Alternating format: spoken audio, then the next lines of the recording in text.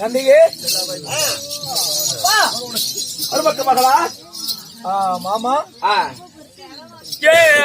அதாவது சுந்தரி, சுமங்கலி, நாரணி, பூரணி என்று சொல்லக்கூடிய 4 பேர்களையும் காந்தரிசியினுடைய மகள்களை திருமணம் செய்திருக்கின்றோம். இருந்தாலும் என் மனைவியிலே சில சந்தேகங்கள். திருமணத்துல உனக்கு சந்தேகமா? உண்மைதான். என்னப்பா? அதாவது இங்கே ஒரு மூங்கில் கோல் பந்தலிலே ஓட்டையோடு வைத்திருக்கின்றீர்.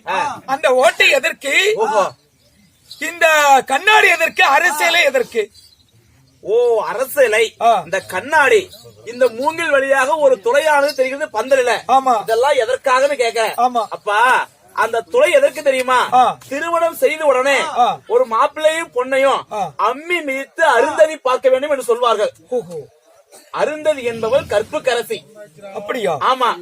வசிஷ்ட மகாமுனியுடைய பத்தினி கற்புக்கரசி அருந்ததி. அந்த அருந்ததி என்ற பெண் கற்புக்கரசி போல் வாழ வேண்டும் என்பதற்காக அம்மி மிதித்து அருந்ததியை பார்ப்பதற்காக அந்த துளை. அம்மி மிதித்து அருந்ததி பார்க்க வேண்டும் என்பதற்காக அந்த பந்தலிலே ஒரு ஓட்டை விடுகிறார்கள். அந்த கற்புக்கரசி என்று சொல்கிறீர்கள் அல்லவா? ஆமா. அது எப்படி? அதனுடைய விவரங்களை சொன்னால் நானும் அறிவேன், என்னை போல வீர வன்னியர்களும் அறிவார்கள். ஓஹோ, அப்படியா? கற்புக்கரசி என்பது எப்படி? வசிஷ்ட மகாமுனிவர் ஒரு நாள் ஒரு பிள்ளை வரம் இல்லை என்பதற்காக சிவனாரிடத்திலே பிள்ளை வரம் வாங்குவதற்காக சென்றார். சரி. அது பிள்ளை வரம் வாங்குவதற்காக சென்ற பொழுது சிவனார் அவருக்கு ஒரு பரீட்சை வைத்தார். எப்படி எப்படி தெரியுமா?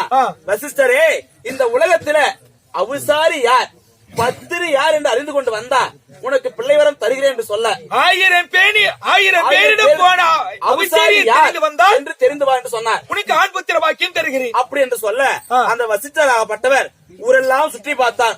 ஒவ்வொரு இடத்திலும் போய் அம்மா நீ அவுசாரியா, அம்மா நீ அவுசாரி என்று கேட்ட உடனே யாரோ ஒரு பிச்சைக்காரன் போலிக்கலாம் அவன் நம்ம வந்து அவுசாரியான்னு கேட்கிறானே, இதை 4 பேர் பார்த்தா நம்முடைய கணவன் நம்மளை இல்லவா திட்டுவார், அடிப்பார் அப்படி என்று சொல்லி அந்த வசிஷ்டரை அடித்து உதைத்தார்கள். என்னடா இப்படி அடியும் உதவியும் பட்டுக் கொண்டிருக்கிறோம் என்று சொல்லி அவர் தலை சாய்ந்து வந்தார். அவருடைய வீட்டில் சென்னையிலே படுத்தார். அப்பொழுது பார்த்தார் அவருடைய மனைவியாக சண்டிகா தேவி. என்னடா கணவர் இல்லாத வேலை யாரோ ஒரு பிச்சைக்காரன் போல் தெரிகிறது, இப்படி ரத்தம் சொட்ட நம்முடைய திண்ணையில வந்து அமர்ந்திருக்கான்னு சொல்லி அங்கே அமர்ந்திருந்த அந்த வசிஷ்டரை விளக்க மாத்தாலே அடித்து முடுக்கினாலாம் தன்னுடைய மனைவி. கணவர் என்று தெரியாமபடிக்கு. அப்பொழுது வசிஷ்டர் இருந்து பார்த்து, கண்ணே தேவி நான் தான் உடைய கணவன் என்று சொல்ல, சுவாமி இது என்ன கோலம் என்று கேட்டதற்கு சிவனாரத்தை வரம் வாங்க சென்றேன், அவுசாரி யார் என்று அறிந்து வந்த ஆண் புத்திர பாக்கியம் தருகிறேன் என்று சொல்ல, இந்த உலகத்தில் அனைவட்டு பேருக்கு அவுசாரி என்று கேட்டதற்கு எல்லோரு பெண்களும் என்னை அடித்து வைத்தார்கள். தலை சாய்ந்து வந்து அமர்ந்த நீயும் என்னை விளக்கமாத்தால் அடித்து விட்டாய் என்று சொல்ல, இதற்காகவா கலங்குகிறீர்கள் சுவாமி? 999 பேரிடத்தில் போன அவுசாரி நான் ஒருத்தி வீட்டில் இருக்கிறேன், என்ன வைத்துக் கொண்டு நீ ஊரெல்லாம் எதற்காக இதற்காக அவள் சொல்ல, இதோ தடத்துல போற ஒரு தாசை அவங்கிட்ட போனா 1000 பேர் கணக்காச்சு, 1000 பேர் அவுசாரி நான் போய் வர என்ன கொண்டு போய் காட்டுங்கன்னு சொல்ல, அவனையோ தண்ணி கணத்திடம் வர சொல்லி இருக்கிறேன், குழந்தை பெண் குழந்தை இப்படி நான் போய் வருகிறேன் 1000 பேரிடம். ஆமா அப்படி என்று சொல்ல, அட சண்டாளி, இப்படிப்பட்ட ஒரு உத்தமையை தெரிந்து வருவதற்காகத்தான் எனக்கு இப்படிப்பட்ட பயிற்சி வைத்திருக்க சொல்ல, அப்பொழுது கற்பு கருதி சிறந்தவள் இவள் என்பதற்காக, அடியே சண்டாளி, இப்படிப்பட்ட மனதுரோகம் இந்த மன்னவனுக்கு செய்தாயே, அதனாலே நான் குடுக்கிற உனக்கு ஒரு சாபம். அந்த காமத்திற்கு இச்சைப்பட்டுத்தானே 999 பேரிடத்துல போன, அதனால இதோ நீ அறிந்து தேயக்கூடிய காமத்தால் தேயக்கூடிய அம்மிக்கல்லாக போடி இந்த சாபம் என்று சொல்லி அந்த சண்டிகா தேவியை அம்மிக்கல்லாக சபித்தார் வசிஷ்ட மகாமுனிவர். அந்த கொலிவிக்கல் யாரு? அந்த குழந்தையாகப்பட்டவர் தாயை போல பிள்ளை நூலை போல சிற தாய்க்கு பிள்ளை குணம்தான் அந்த குழந்தைக்கு இருக்கும். தாய் 1000 பேரிடம் போனால், ஆமா, பிள்ளை 2000 பேரிடம் போவா, அதே குழந்தை இவளுக்கு இருக்கும். அதனால உன்னுடைய தாயை அரைக்கும்படியாக நீ குலவிக்கல்லா போன அந்த குழந்தைக்கு சாபத்தை கொடுத்த. 2 பேருமே நாளுக்கு நாள் தேய்ந்து குறைய வேண்டும் என்பதற்காக அப்படியே சிவனாரத்தை செல்ல, சுவாமி நீங்கள் கொடுத்த பரிச்சை என் வீட்டில் இருந்து அவுசாரிதான் தெரிந்து கொண்டேன் என்பதற்காக சொல்ல, அப்படியானால் இந்த உலகத்தில் அவுசாரி யார் என்று தெரிந்து கொண்டாய், அப்படி உனக்கு மறுபடியும் குழந்தை வர வேண்டும் என்றால் பத்தினி யார் என்று தெரிந்து வா, அவுசாரி என்று கேட்டதற்கே அடியும் உதயமும் விழுந்தது. பத்தினியா என்று போய் கேட்டா, ஏமா நீ பத்திரியா, நீ பத்தினை கேட்டா எத்தனை பேர் அடிப்பாங்க என்பதற்காக பத்தினி என்று கேட்காமல் படிக்கு இதை நான் எப்படி தெரிந்து கொள்வது என்பதற்காக அந்த வசிஷ்டராக சிவபெருமானத்தை கேட்கிறேன். சரி, அடி உதவி வாங்க வேண்டாம், நான் உன்னிடத்துல ஒரு பரீட்சை வைக்கிறேன், இதோ ஒரு பிடி மணல், இந்த மணலை கொண்டு போ, இந்த மணலை யார் உனக்கு சாதமா சமைச்சு போறாங்களோ அவதான் பத்தினி தெரிஞ்சுக்கிறேன். யார்கிட்டயும் போய் பத்தினி கேட்க வேண்டாம், அடி உதவி வாங்க வேண்டாம் என்பதற்காக சிவனார் சொல்ல அந்த ஒரு பிடி மணல் எடுத்துக்கொண்டு ஊரெல்லாம் சுற்றினால் யாராலும் சமைத்து போட முடியவில்லை. அங்கே இருந்தால் அருந்ததி என்ற ஒரு கற்புக்கரசி பெண் அந்த சிவனாரை தோத்திரம் செய்ய வேண்டும், சிவனாரையே திருமணம் செய்ய வேண்டும் என்பதற்காக அப்படி தோத்திரம் செய்து கொண்டிருந்த பெண்ணிடத்துல அந்த மணல் மூட்டை கொண்டு சென்று அம்மா எனக்கு பசிக்கிறது என்று சொல்ல அந்த அருந்ததியாகப்பட்டவர் சுவாமி அமருங்கள், இப்பொழுதே பச்சை நெல் குத்தி பாங்குடன் உங்களுக்கு சாதம் செய்து உங்களுக்கு பரிமாறு என்று சொல்ல அம்மா நீ சமைக்கும் சாதம் எல்லாம் எனக்கு வேண்டாம், இதோ என் கையிலே இருக்கிறது ஒரு மணல் மூட்டை, அந்த ஒரு பிடி மணலை எனக்கு ஒரு கை சாதமா நீ பொங்கி போட்டா அதுவே எனக்கு போதும் என்று சொல்ல என்ன சுவாமி எனக்கு சோதனையாக இருக்கிறது என்று நினைத்துக் கொண்டு அந்த சிவனார் நினைத்த அந்த மணல் கூட சாதமாகும் என்று சொல்லி கொடுங்கள் அந்த மணல் மூட்டைய என்று வாங்கி அந்த புது பானை எடுத்து அந்த மணல் மூட்டையை கொதிக்க வைத்து சாதமா பொங்கி போட்டா அருந்ததி. சரி, அப்படி போட்ட உடனே நீதான் உலகத்திலே கற்பு கரசி, நீயே உத்தமி, நீயே பத்தி, நீயே பதிவிரதை என்று சொல்லி உன்னை நான் திருமணம் செய்து கொள்ள ஆசைப்படு என்று சொல்ல இச்சைக்கு கட்டுப்பட்டு அவளை கேட்கும் பொழுது அருந்ததியாகப்பட்டவர் மறுத்து விட்டார். அப்போ சிவனாரும் ஆதி மகாவிஷ்ணு அனைவருக்கு முன் தோன்றி நீ இந்த வசிஷ்டரை தான் திருமணம் செய்ய வேண்டும், உலகத்திலே பத்தினியை திருமணம் செய்து பாங்குடன் வாழ்கின்ற ஆசை கூறிவிட்டு சென்றார்கள். அப்பொழுதுதான் அந்த மும்மூர்த்தி தேவர்களும் அவருக்கு ஆசை கொடுத்தார்கள். என்றுமே உலகத்தை ஒரு பெண் நான் திருமணம் செய்தால் கட்டிய கணவனுக்கு உண்மையாக இருக்க வேண்டும், அதனால இந்த சண்டிகா தேவி போல அவிசாரியா பிழைக்க வேண்டாம், அந்த அருந்ததி போல பத்தினியாக வாழ வேண்டும் சொல்லி அவளை பத்தினியாக வரம் கொடுத்து அந்த அருந்ததி நட்சத்திரமாக அமர வைத்தார்கள். அன்று முதல் இன்று வரை பூலோகத்திலே எந்த ஒரு திருமணம் நடந்தாலுமே அந்த பெண்ணுக்கு கூறக்கூடிய முதல் அறிவுரை இந்த சண்டிகா தேவி போல வாழாது என்று அம்மியை மிதித்து அந்த அருந்ததி போல் வாழடி என்று சொல்லி கூறக்கூடிய புத்தி தான் அம்மி மிதித்து அருந்ததி பார்ப்பது. இந்த பந்தலிலே அதற்காகத்தான் அந்த ஓட்டை ஆமாப்பா விடுவதா? ஆமா. சரி தாயே, இந்த அருந்ததியை பார்க்கின்றோம்.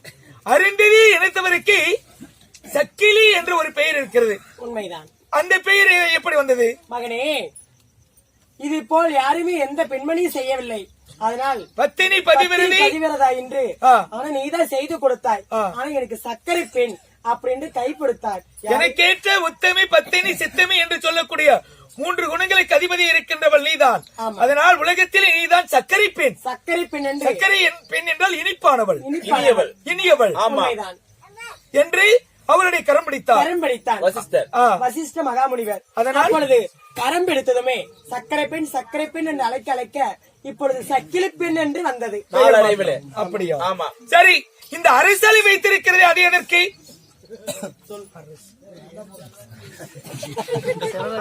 அரசு, படை, ஆட்சி, உரிமை இவையெல்லாம் ஆள வேண்டும். அரசு, படை, ஆட்சி, உரிமை இவையெல்லாம் பெறுவதற்காக அரசு படை ஆட்சி அந்த அரசாணி வைப்பது முதலிலே படையாட்சியின் அடையாளம். ஆமா. அப்படியா? ஆமா. சரி, கண்ணாடி வைத்திருக்கிறது அது எதற்கு? அது எதற்கு தெரியுமா? இந்த அக்னியிலே பிறக்கும் போது ஆங்கார கோபத்தோடு பிறந்தவர்கள் இந்த வன்னிய சமுதாயமே. உண்மைதான். அக்னியிலே பிறந்த ஆங்கார கோபத்தோடு இருப்பவர்கள் மணக்கோலத்திலே மணவர்கள் அமர்ந்திருக்கும் போதாவது சாந்த குணத்தோடு ஒரு பெண்ணை தொட வேண்டும், தாலி கட்ட வேண்டும். அந்த கண்ணாடியை பார்த்தால் இந்த அக்னியில் பிறந்த அதிவீர வன்னிகளுக்கு சற்று கோபம் குறைந்து சாந்த குணம் வரும். சாந்த குணமும் வரும். எதிரிகள் பின்னோக்கி வந்தால் கூட அந்த கண்ணாடி மூலமாக தெரியும். அப்படியா? அந்த கண்ணாடி வைப்பது. சரி தாயி, பந்தல் வரைக்கும் பானை, பந்தல் முட்டை, பானை அடுக்கி வைத்திருக்கிறீ அது எதற்கு? மகனே, அதுதான் பந்தமுட்டு படையாச்சு. பந்தல் முட்டை பானை அடுக்கி திருமணம் செய்பவர்கள் பந்தமுட்டு படையாச்சு. அப்படியா? ஆமா. சரி, இங்கே சூரியன் பொங்கல் வைத்திருக்கிறது, சந்திரன் பொங்கல் வைத்திருக்கிறது அது எதற்கு? மகனே, நீங்கள் பிறந்த பொழுது இதோ சூரிய பகவானிடம் நீங்கள் சண்டை சபர்மம் செய்தாய். அதனால சூரியனை உடைத்து விட்டாய். சூரியன் ஏறி செல்லக்கூடிய ரதத்தை உடைத்து விட்டாய். அதனால சூரியன் கோவித்துக் கொண்டு தேவர்கள் எல்லாமே திருமணத்துக்கு வந்தார். யார் கல்யாணத்துக்கு வந்தாலும் வருவோம், இந்த வன்னியினுடைய கல்யாணத்துக்கு மட்டும் வர மாட்டோம். அடித்து வைத்து விட்டார். அதனால கோவித்துக் கொண்டு வரவில்லை. இது சூரியனுக்கும் அது சந்திரனுக்கும் என்று கோவித்து தணிப்பதற்காக. உண்மைதான். சரி, இந்த உரலும் குழுவிக்கலும் வைத்திருக்கிறது அது எதற்கு? ஆணும் பெண்ணும் சேர்ந்து இருப்பதற்காக. அது அந்த ஆணுறுப்பும் பெண்ணுறுப்பும் ஒன்று சேருவது. லிங்கம் என்பது சிவலிங்கம் என்பது சிவனும் அடியிருக்கும் சக்தி. பீடமானது அந்த பெண்ணுறுப்பையும் மேலிருக்கும் லிங்க பீடமானது ஆணுறுப்பையும் குறிக்கும். அது போல சிவனும் சக்தியும் எப்படி இணைபிரியாமல் இருக்கிறார்களோ. சேர்ந்திருக்கிறாரோ அர்த்தநாரி போல இருக்கிறாரோ அது போல ஒரு ஆணும் பெண்ணும் என்றுமே இல்லற வாழ்க்கை இணைபிரியாமல் வாழ கணவன் வேண்டும். மனைவியும் இப்படிதான் சேர்ந்து இருக்க என்று அடையாளம் அது ஒட்டுக்குள் ஒண்ணாக. ஆமா. சரி தாயே, இத்தனையும் இருக்கிறது. இந்த ஆயிரந்திரி பெருவிளக்கு எதற்கு?